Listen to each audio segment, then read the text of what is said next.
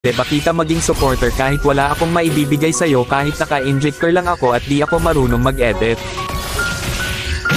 Gusto ko lang maranasan ang pakiramdam ng may humahanga sa bawat video na ina-upload. Sobrang saya kasi pag nakikita mo na may sumusuporta sa'yo kahit na simple lang mga ginagawa mo. Nakakasipag gumawa ng video at hindi nakakasawang mag-upload. Sa panahon kasi ngayon pag wala kang maibibigay ay malabo ka pansinin ng iba, sa halip puro masasakit na salita pa ang mababasa mo, nakakalungkot man isipin pero yun ang totoo. Di ko naman nilalahat pero karamihan ganon.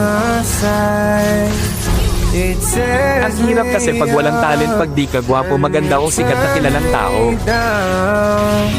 Ang hirap pag di ka mayaman.